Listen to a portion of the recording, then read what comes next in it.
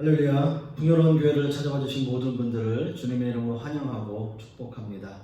저는 오늘 여러분들과 함께 내가 세상을 이기었노라 라는 말씀의 제목으로 함께 은혜의 말씀을 나누고자 합니다. 예수님은 오늘 이렇게 말씀하십니다. 내가 세상을 이기었노라, 그렇게 말씀하시죠. 그리고 나서 이것을 비유로 너희에게 일렀거니와 때가 이르면 다시는 비유로 너희에게 이르지 않고 아버지에 대한 것을 밝히 이르리라 라고 말씀을 이어서 하셨습니다. 이렇게 예수님께서 말씀을 하시니까 이 제자들의 반응이 또 이렇게 나옵니다. 오늘 이거 본문 말씀 29절과 30절 말씀에 보시면 제자들이 말하되 지금은 밝히 말씀하시고 아무 비유로도 하지 아니하시니 우리가 지금에야 주께서 모든 것을 아시고 또 사람의 물음을 기다리시지 않는 줄 아나이다. 이로써 하나님께로부터 나오심을 우리가 믿사옵나이다 라는 대답을 하게 됩니다.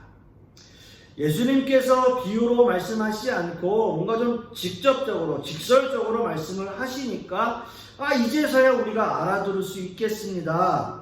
우리의 모든 질문과 대답을 알고 계시는 예수님, 당신이 진정한 하나님의 아들이심을 우리는 믿습니다 라는 말이에요. 좀 쉽게 풀이하자면 그런 대답입니다. 여러분 한번 생각해 보세요. 정말 제자들은 예수님의 이 말씀을 다 믿고 다 알아듣고 다 이해한 것일까요? 비유를 사용하지 않고 말씀하시니 이제야 알아듣겠습니다 라고 제자들이 대답했기 때문입니다. 정말 그런 걸까요? 정말 모든 것을 다 알아들은 걸까요? 그런데 여러분, 예수님의 말씀을 다시 한번 보세요. 자, 이렇게 예수님께서 말씀하십니다. 보라, 너희가 다 각각 제 곳으로 흩어지고 나를 혼자 둘 때가 오나니 벌써 왔도다 라는 말씀을 다시 하시는 거예요. 너희가 믿느냐? 내가 하나님의 아들임을 정말 너희들이 믿느냐? 그러나 이제 너희는 십자가의 사건을 볼 것이고 그리고 십자가의 사건을 목격하고 모두가 다 나를 버리고 떠날 것이다. 그리고 그때가 이미 왔다. 이렇게 말씀하시는 거죠. 여러분, 제자들이 지금 방금 한 그 고백이 너무나 무색할 만큼 예수님의 말씀은 굉장히 직설적이고 단도직입적입니다. 사랑하는 성도 여러분, 제자들에게 십자가의 사건은 자신들의 인생 속에서 영원히 잊혀지지 않는 너무나 참혹한 기억일 거예요. 요즘 말로 이야기하면 정말 엄청난 트라우마를 갖게 된 거나 마찬가지겠죠. 그 참혹한 장면을 그들은 기억하지 않을 수 없습니다. 그리고 모두 하나같이 예수님을 믿는다, 우리가 믿습니다 라고 고백하던 그 자신들이 몇 시간이 지나지 않아 예수님을 배반했던 그 자신들의 모습으로 인해서 그들은 너무나 괴로운 시간을 보냈을 것이고 이 사건은 그들에게 너무나 괴로운 사건이었어요. 그렇지만 이 십자가의 사건은 그렇게 예수님의 죽으심으로 그냥 끝난 사건이 아니라 다시 살아나신 그 부활의 사건이 있었기에 제자들에게 또 다시 용기와 힘을 주는 그러한 사건이 되었습니다. 그것이 바로 십자가의 사건이에요. 예수님께서 십자가의 죽음을 이기시고 다시 살아나셔서 세상을 이기셨기 때문에 그때 당시에 제자들뿐만이 아니라 하나님을 믿는 모든 백성, 바로 우리에게까지도 이 세상에 대해서 승리하고 이겨낼 수 있는 힘을 우리에게 주신 겁니다. 그렇다면 세상에 대하여 승리하신 예수님의 승리가 과연 우리들에게 주는 메시지는 무엇일까요? 저는 오늘 여러분들과 함께 내가 세상을 이기었노라 라는 제목으로 두 가지의 주제로 은혜의 말씀을 함께 나누기를 원합니다. 첫째로, 예수님께서 세상을 이기셨다라고 하는 것은 우리가 그 안에서 평안을 누린다라는 겁니다. 오늘 이 본문의 말씀 33절의 말씀을 우리가 함께 읽겠습니다. 이것을 너희에게 이르는 것은 너희로 내 안에서 평안을 누리게 하려 함이라. 세상에서는 너희가 환난을 당하나 담대하라. 내가 세상을 이기었노라. 아멘. 오늘 이 본문의 말씀에서 이것을 너희에게 이르는 것은 이라고 본문이 시작되는데요. 여기서 이것이라고 하는 이 말씀은 사실 어떻게 보면 지금까지 예수님이 말씀하신 그 모든 것, 그 다락방 강화의 전체의 말씀을 받는다라고 해도 과언은 아니에요. 이것이라고 하는 것이 그 모든 것을 다 포함하고 있습니다. 지금까지 예수님이 다락방 강화를 시작하시면서 하신 모든 행동들, 그리고 모든 말씀들, 지금까지는 이해할 수 없었지만 이 모든 것을 제자들에게 말씀하신 것은 바로 다 이 이유 때문이라는 거죠. 내가 너희에게 참된 평안을 주기 위해서라는 거예요. 예수님께서는 여러 가지의 행동들을 보여주셨습니다. 제자들의 발도 씻어주셨고요. 또 떡과 포도주를 함께 나누는 일도 하셨고요. 또 포도나무의 비유를 통해서 예수님께서 누구라고 하는 것을 또 밝히신 적도 있었고요. 그 모든 행동들, 말씀들, 그 모든 것들을 다 받는 이것이에요. 이것을 너희에게 이르는 것은 너희에게 평안을 주기 위해서라는 겁니다. 자, 그런데 오늘 말씀을 자세히 보시면 그 평안이라고 하는 그 단어 앞에 내 안에서라는 단서가 붙어 있어요. 즉, 내 안에서, 예수님 안에서만 누릴 수 있는 평안이라는 의미입니다. 제가 참 좋아하는 목사님 마틴 로이드 존스 목사님의 책에 보면 그 책에 생수를 마셔라 라는 글에 이런 글이 있습니다. 어떤 분들이 마틴 로이드 존스 목사님께 상담을 합니다. 세상의 어려움, 염려, 근심, 그 모든 것들을 다 털어놓습니다. 이런 상황 속에 있는 사람들에게 목사님의 말씀 한마디는 참으로 힘이 되는 말씀일 것입니다. 이렇게 하세요 라고 말씀하면 정말 그대로 할 것 같은 그런 간절한 마음으로 그 마틴 로이드 목사님에게 모든 것을 다 털어놓았던 거죠. 그러나 중요한 것은 이 목사님 역시 그럴 위치에 있지 않고 선악간의 판단자가 될 수 없으며 목사님 역시 그들을 향한 하나님의 뜻이 무엇인지 알지 못하는 것입니다. 마틴 로이드 존스 목사님은 이렇게 말씀하십니다. 엉뚱한 걱정을 하셨네요. 무슨 일을 해야 할지 걱정하시는군요. 이렇게 해야 할지 저렇게 해야 할지 고민이시죠. 하지만 걱정할 일은 따로 있습니다. 모든 지각에 뛰어난 하나님의 평강이 마음에 있습니까? 라고 말했다고 합니다. 만약 하나님의 평강이 우리 안에 있다면 우리가 어느 자리에 있든지 그곳에 집중하면 하나님이 이끄심을 그 모든 문제를 하나님께서 그 이끄심으로 해결하시게 될 거다라고 하는 거예요. 그렇게 해결될 것이다라는 거예요. 중요한 것은 우리가 누구 안에 있느냐라고 하는 겁니다. 과연 여러분은 누구 안에 계십니까? 라고 말씀하셨어요. 바울 사도 역시 주님 안에 있다는 표현을 에베소 말씀에서 참 독특하게 표현하고 있습니다. 주님 안에 갇혔다라는 표현을 사용하고 있어요. 여기서 갇혔다라는 의미는 어디 안에 있다는 의미보다 더 강한 표현을 사용하고 있는 거예요. 바울 사도는 완전히 주님 안에 갇힌 신부님을 밝히고 있는 겁니다. 사랑하는 성도 여러분, 여러분은 정말로 평안하십니까? 정말 여러분은 평안이 무엇인지 또 평안이 어떤 것인지 생각해 보셨습니까? 행복이 과연 무엇일까요? 평안이 과연 무엇일까요? 여러분, 우리나라 보면요, OECD 국가들 중에서 행복 지수가 굉장히 낮아요. 제가 알기로는 거의 꼴찌 수준이라고 합니다. 거의 최악의 상황 아닐까요? 우리나라의 행복 지수는 OECD 국가 중에 하위를 벗어나지 못하고 있습니다. 거기에다가 세계 자살률 1위이고요. 이혼율도 1위이고요. 청소년 흡연율 역시도 1위입니다.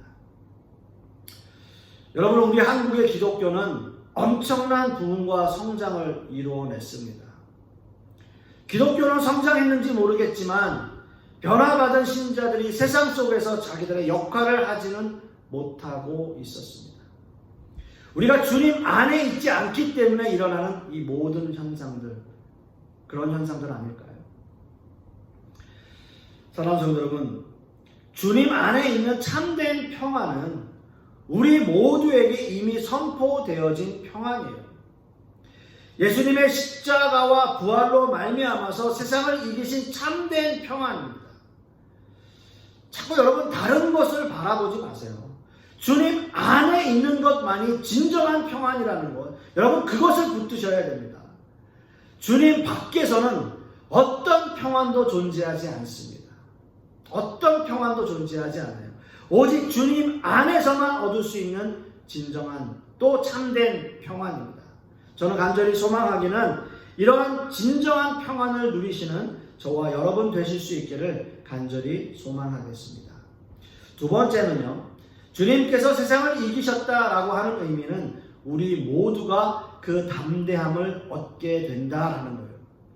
오늘 본문의 말씀 33절의 말씀을 우리가 다시 한번 읽겠습니다. 이것을 너희에게 이르는 것은 너희로 내 안에서 평안을 누리게 하려 함이라. 세상에서는 너희가 환난을 당하나 담대하라. 내가 세상을 이기었노라. 아멘. 오늘 본문 말씀에서 세상이라는 단어가 두 번 나오는데요. 앞에 나오는 세상은 모든 세상, 즉 사람들이 생활하는 그 공간을 의미하는 것이고요. 두 번째 나오는 세상은 하나님을 대적하고 하나님의 사역을 방해하는 모든 세력을 의미합니다.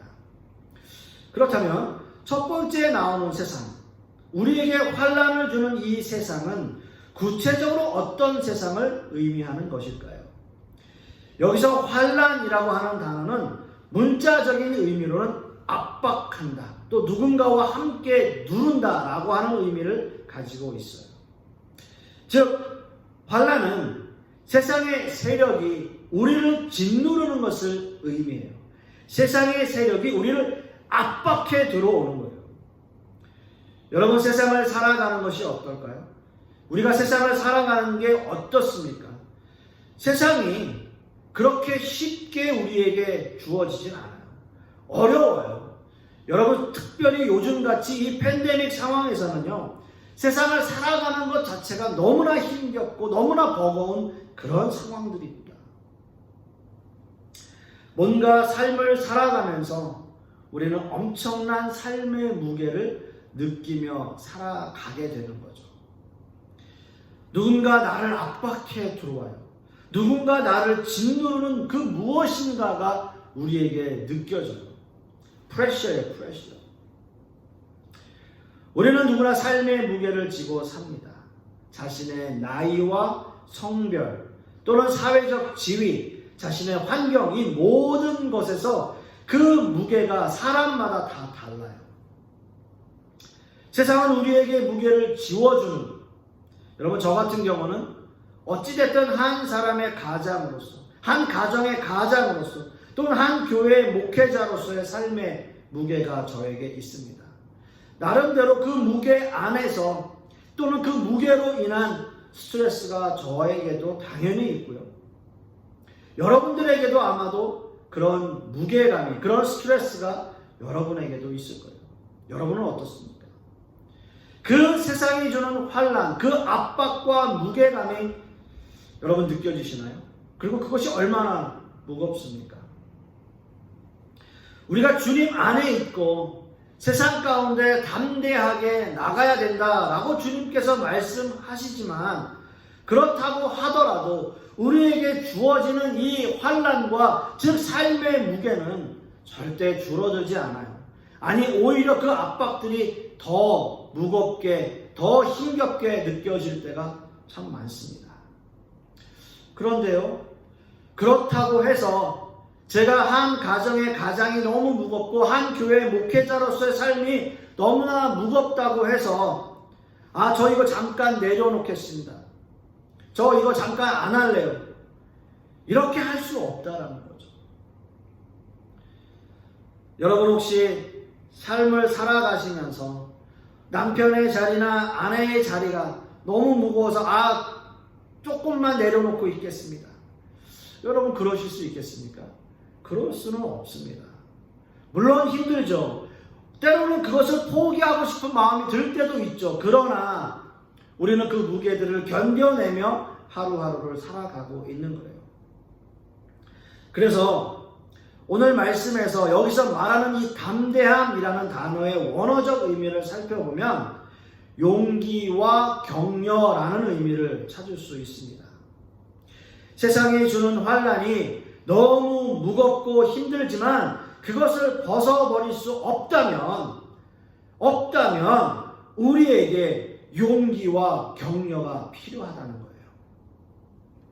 물론 예수님이 주시는 용기와 격려가 우선되어야 하겠고 당연히 배우자 간에도 서로 격려하며 용기를 복돋아주고 또는 부모와 자식 간에도 서로 용기와 격려가 필요하며 또한 모든 성도 간에도 당연히 용기와 격려가 필요하다는 겁니다. 가정 안에서도요, 서로 용기와 격려가 필요합니다. 삶의 무게를 지고 가는 모두에게 진실한 마음으로 용기와 격려를 해주는 그런 가정. 여러분 생각해 보세요. 얼마나 큰 힘이 되겠습니까? 여러분 성도들 간에도요, 서로 용기를 주고 격려해주는 말을 하면 너무 힘이 됩니다. 자식들 사이에서도 마찬가지예요. 부모와 자식 간에서도 서로 용기를 주고 격려를 해주는 그런 가정이라면 그 자녀들도 힘이 되고 또 용기를 얻게 될 거예요. 교회 안에서도 마찬가지죠. 세상의 무게로 힘겨워하고 어렵고 힘든 삶을 달려온 신자들에게 용기와 격려가 너무나 필요하다라는 거예요. 찬양을 통해서도 용기가 필요하고요. 격려가 필요하고요. 말씀을 통해서도 또는 기도를 통해서도 하나님이 주시는 용기와 격려, 그런 것을 받기를 간절히 축원합니다. 서로 격려해 주세요. 서로 용기를 주세요. 예수님께서 이미 이기신 이 세상이라는 거, 여러분 성도들 간에 그런 말씀 해주시고요. 힘을 주시고 용기를 주셔야 돼요. 말씀을 맺기를 원합니다. 사랑하는 성도 여러분, 예수님이 이미 세상을 이기셨음을 여러분 믿으십니까? 예수님의 승리는 완전한 승리이고 영원한 승리입니다. 그 승리로 말미암아 우리 역시 이미 세상에 대하여 우리는 승리하였습니다. 내가 세상을 이기었노라, 내가 세상을 이기었노라, 이 예수님의 선포가 여러분 삶 속에 완전히 뿌리 박혀서 여러분의 전 인격에 역사하시는 하나님의 말씀이 되기를 간절히 소망합니다. 그리하여 예수님의 승리의 원천이 여러분의 삶 속에서도 늘 나타나기를 간절히 소망하는 겁니다. 세상에 대하여 담대하십시오. 세상에 대하여 용기를 내십시오. 그리고 주님이 주시는 참된 평안을 누리시기를 소망합니다. 이것이 세상 속에서 사는 진정한 신자의 모습이고요. 우리 모든 성도님들은 그런 삶을 사시는 그러한 성도님들이 되실 수 있기를 간절히 축원합니다. 기도하겠습니다. 아버지 하나님, 주님께서는 이미 세상을 이기었다라고 선포하셨습니다. 그 이미 이기신 그 세상, 우리는 그 세상을 살아가고 있고 우리는 그 세상 속에서 여러 가지의 환난과 어려움과 고통을 당하고 있지만 주님께서 이미 승리하셨기에 우리에게 용기를 주고 또한 우리에게 믿음을 허락하여 주시옵시고 또한 성도들 간에 서로 격려하는 삶을 통해서 주님께서 승리하신 이 승리가 우리에게도 승리가 되어지는 그러한 삶을 살아갈 수 있도록 주님께서 역사하여 주시옵소서. 이번 한 주간도 이 세상에 대하여 이기고 승리하는 우리 모든 성도님들이 되게 하여 주시옵시고, 그리하여 또 밝은 얼굴로 또 한 주를 맞이하는 우리 성도님들 되게 하여 주시옵소서. 주님 감사드리며 예수 그리스도 이름 받들어 기도드렸사옵나이다. 아멘.